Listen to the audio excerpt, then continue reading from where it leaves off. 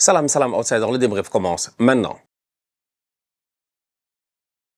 L'Algérie se qualifie aujourd'hui pour les quarts de finale après une victoire 1-0 face à la RD Congo. C'est le match qu'on attendait tous, franchement. C'était le choc de ces huitièmes de finale-là. Algérie, République démocratique du Congo. On s'attendait vraiment à un match incroyable, un match sensationnel, un match extraordinaire, un match stratosphérique. Tout ça pour tomber sur un match soporifique. Je vais pas vous mentir, franchement, en toute honnêteté, plusieurs fois j'ai baillé. J'ai baillé plusieurs fois.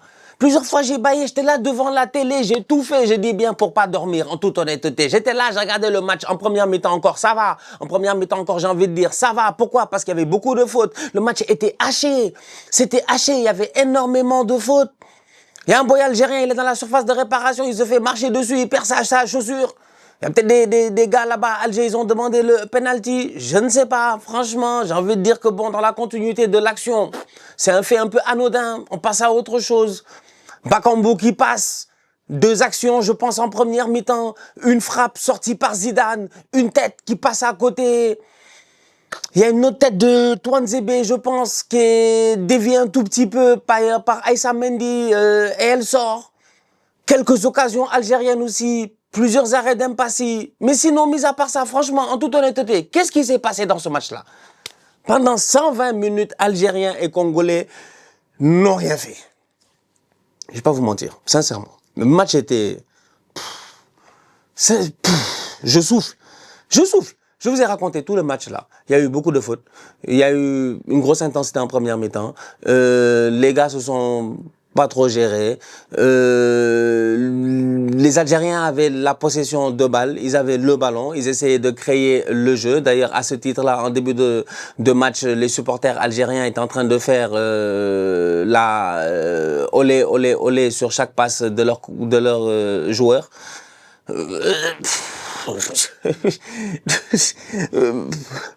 De Sabre n'a pas vraiment, j'ai envie de dire, n'a pas vraiment mis en place un plan de match tactiquement qui aurait pu leur permettre de pouvoir réellement surprendre cette équipe algérienne-là. Mis à part sur des longs ballons, si Bakambu réussit à s'en sortir un peu, il l'a fait 2 fois, il l'a pas marqué.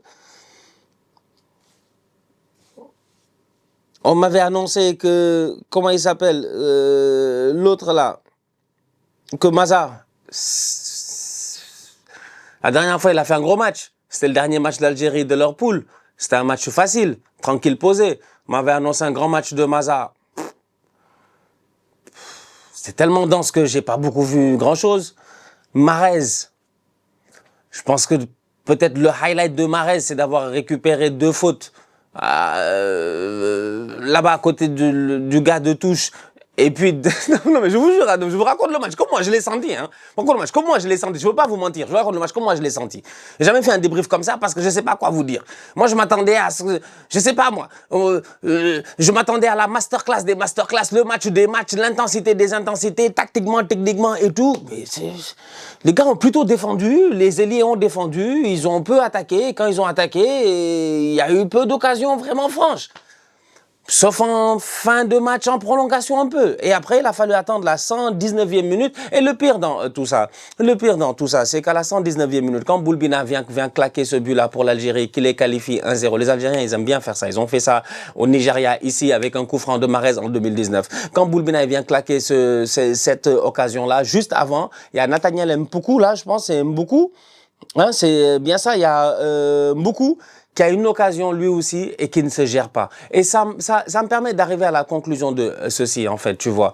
Algérie, République démocratique du Congo, comment ça s'appelle, 8e de finale de Coupe d'Afrique des Nations. J'en arrive à la conclusion que les Congolais, malheureusement, ils sont un tout petit peu limités. Je ne sais pas qui ils vont jouer entre la Jamaïque et la Nouvelle-Calédonie ou quoi que ce soit là. Je ne sais pas comment ils vont se gérer en mars pour les barrages de Coupe du Monde, mais les Congolais ont besoin sincèrement d'aller chercher un tout petit peu de talent. Quitte à rapatrier des binationaux. C'est dommage que Yohan Wissa ne soit pas là parce que je pense qu'il aurait pu être ce petit piment-là dans la sauce, ce petit sel-là, ce petit assaisonnement-là, il aurait pu amener ce plus-là parce que, en toute honnêteté, ce match-là s'est joué tout simplement sur les individualités. En valeur absolue, c'est 0-0. Je suis d'accord sur le 0-0. C'est 2 équipes qui avaient peur, c'est 2 équipes qui voulaient pas prendre des risques, c'est 2 équipes qui avaient envie de passer au prochain tour, c'est 2 équipes qui ont eu peur réellement de se livrer. Mais là où moi je suis pas d'accord d'accord, c'est quand les Algériens, ils font des changements, ils font sortir les Mahrez, les Maza et tout ce qui s'ensuit, ils font rentrer que des boys qui sont pertinents. Ils font rentrer que des boys qui sont pertinents. Au-delà même d'avoir sur le terrain déjà des boys qui sont pertinents, c'est-à-dire, comment il s'appelle là, Belgali,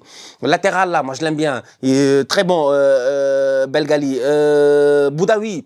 Boudaoui, il a fait un très bon match. Boudaoui a été excellent. Hicham Boudaoui, franchement, il a été très très bon. Donc non seulement ils ont des boys individuellement qui sont meilleurs, à mon humble avis, franchement, je vais pas vous mentir, mais au-delà de cela, sur le banc, ils ont des atouts. Ils ont des atouts. Nous, on a vu Nathalie beaucoup, on l'a vu face au Sénégal, on les a vus, tout ça. C'est des boys, franchement, c'est physique, ça court beaucoup et tout, mais techniquement parlant, c'est pas très fin. Donc du coup, quand tu as besoin d'eux à la fin du match, les boys ne sont pas aussi pertinents que cela. Alors qu'au niveau algérien, si tu regardes les entrées de Anis Moussa, les entrées de Bagdad Bounedja, qu'on connaît très bien, l'ancien, les entrées de Boulbina qui a claqué son but, ou même celle de Zerouki, c'est que des entrées en fait qui sont pertinentes. C'est que des boys qui automatiquement, dès qu'ils sont rentrés, ils ont amené leur pierre à l'édifice, ils ont changé la dynamique du match. Je suis désolé pour les Congolais, franchement. Là, ils vont aller jouer un barrage de Coupe du Monde. Attention! Attention, parce que la RD Congo a l'habitude de faire ce genre de match-là. C'est des matchs où ils vont faire le dos rond, ils vont bien défendre, Chancel Mbemba, tout ça, ça fait pas beaucoup d'erreurs, tranquille. Mais aujourd'hui, des erreurs, ils en ont fait, ballon perdu de Mbemba, action, dangereux, automatiquement, les Algériens auraient pu marquer. Donc, autant offensivement, tu as l'impression que c'est pauvre. Ils ont... Attends, les statistiques sont là. Moi, vous n'allez pas me laisser mentir ici. Hein. Vous n'allez pas me laisser mentir. Il y a 2 tirs cadrés en 120 minutes. Il y a 0,16 de expected goals. Il n'y a presque pas de goals. Franchement, il n'y a pas de goals. Je vous ai dit, les actions qu'ils ont eues en première mi-temps, c'est tout. C'est tout. Tête de Bakambu, de Touanzébé, frappe de truc, c'est tout. Sinon, mis à part ça, c'est pauvre. Donc, dans la création, si c'est pauvre, à la finition, si c'est pauvre, ben, tu as des difficultés. Même si tu tiens ton 0-0, même si ton bloc, il est solide et tout, tu as des difficultés après pour créer la surprise. Et c'est là où ça s'est joué aujourd'hui. Parce que les Algériens, franchement, sur le banc, il y a du talent. Je vais pas vous mentir, il y a du talent. Au-delà de cela, bon, ça a été un peu difficile aussi pour certains joueurs. Offensivement, Joris Kayembe, là, dit tout. Bon, ça s'est géré derrière, ça a essayé, mais c'est pas Masuaku. C'est pas Masuaku, franchement. Donc, ça a été un peu difficile. Van Bissaka, en fin de match, sur la frappe de Boulbina, il est KO, il est fatigué, il est tellement monté durant le match, il a tellement fait d'appels, il a tellement fait de courses, que derrière, si tu regardes bien, il n'arrive pas à tenir. Il est fatigué. Et là, t'en veux en plus à Chancel Mbemba, parce que il reste genre 3 minutes. Le match est terminé, tu sais que les gars, ils sont crevés. Mbemba, il dit aux gars, allez monter. Ils montent pour aller où? Mais c'est ici, dans le même stade. La dernière fois, ils ont fait 2 ronds face au Nigeria. Ils sont allés au penalty, ils ont traumatisé Eric Schell. Eric Schell est sorti, il a dit, il y a des sorciers. Franchement, le match est terminé. Tenez bon, restez, défendez. Ils attendent qu'il reste 2 minutes. Ils sont tous cramés, ils attaquent. Moi, j'ai pas compris les Congolais aujourd'hui, franchement. Derrière, sur le contre, il se fait envoyer direct. Et c'était même pas le premier contre parce que durant les 5 dernières minutes de la deuxième mi-temps de prolongation, les Algériens ont eu au moins 2 contre-attaques directement où ils ont été dangereux. Je suis désolé, franchement. Aujourd'hui, à la fin de la rencontre, à mon humble avis, c'est l'équipe qui mérite le plus de se qualifier, qui s'est qualifiée, c'est les Algériens. Ça, il faut l'accepter. Ils ont été bons, ils ont été intéressants. Une bonne équipe avec, comme je dis encore une fois, du talent individuel. Et ça fait la différence. Au niveau de la RDC, c'est dommage. Il leur a manqué ce petit truc-là. Peut-être que Natalia Mboku, la même occasion un peu avant, avec un peu de chance, il fait le bon choix. Il l'ouvre sur le côté. En plus, il a 2 coéquipiers qui arrivent. Il rentre une fois. Il a raté son occasion de frappe. Au lieu de faire la passe, il frappe la deuxième fois, c'est contré. Moi, je suis là, je suis tranquille, posé chez moi. Je regarde les Congolais, je dis vous quand même. On va vous aider. On va pas vous aider. Donc, top performance, franchement, de la part des Algériens parce que dans ce match-là, les Algériens aussi, ils n'ont pas pris beaucoup de risques. Ils n'ont pas pris beaucoup de risques. Ils ont été plutôt solides. Aïssa Mandi, Ben Sebaini, les boys se sont gérés, tu vois. Beaucoup de malice, beaucoup d'intelligence, beaucoup d'expérience aussi. Et ça a réussi à faire la différence. C'était largement suffisant pour gagner ce match-là. Donc, ça nous donnera Algérie, Nigeria.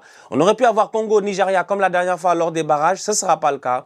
Algérie, Nigeria, j'ai hâte de voir ce que ça va donner. Et j'ai hâte de voir aussi la revanche. Parce que les Niger, la dernière fois qu'ils ont joué les Algériens ici à la CAN, on s'en rappelle, c'était en 2019, je pense, demi-finale, dernière minute. C'était pas Boulbina, mais c'était Mahrez qui a mis un coup franc incroyable pour éliminer le Nigeria et pour aller en finale avec l'Algérie. Et par la suite, on connaît la fin de l'histoire. Ils ont gagné 1-0 face au Sénégal. Donc ouais, c'est une équipe d'Algérie, il va falloir se méfier d'eux parce que, encore une fois, je le dis, il y a du talent. Il y a du talent.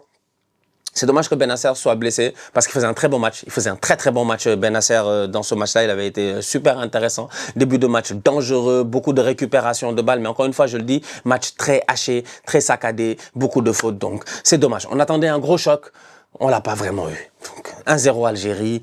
J'espère que les gars en quart de finale vont se gérer. En tout cas, Algérie-Nigeria, là, je m'attends à du lourd. Ça promet. Parce que là, ça va être chaud. Franchement, ça va être très chaud. Ça va être très cool. Et côté congolais, gérez-vous. Vous avez 2 mois là pour vous gérer. Un peu moins, je pense. Environ 2 mois pour vous gérer, pour vous préparer, pour essayer d'aller à la Coupe du Monde, en espérant qu'ils auront ce second souffle là, au cas où ils vont en prolongation. Parce que ils ont échappé quand même 2 fois, tu vois. La dernière fois face au Nigeria, en prolongation, on sentait déjà que c'était un peu poussif. Donc là, aujourd'hui, ça leur a montré leurs limites. Tu vois, il y a des bons joueurs, Bongonga, Meshakelia, c'est des beaux, ils courent beaucoup, tu vois, il y a beaucoup d'intensité, et puis tout cela, mais il manque quelque chose, tu vois. Fiston Mayele qui rentre, qui en club, ça marche super bien avec Pyramide FC, je pense, et tout. Meilleur buteur africain sur le continent, tout ça, meilleur joueur africain sur le continent, tout local, tout ça. Il y a plein de trucs, mais il manque ce petit truc-là, en fait. Et c'est ce truc de finesse-là qu'ils ont ramené les Algériens, et c'est ça qui leur a permis de gagner ce match-là. La famille, on se capte très bientôt pour une nouvelle vidéo. D'ici là, on continue à liker, on continue à partager, on s'abonne. On est ensemble, on reste en santé, toujours le plus important. Tous outsiders.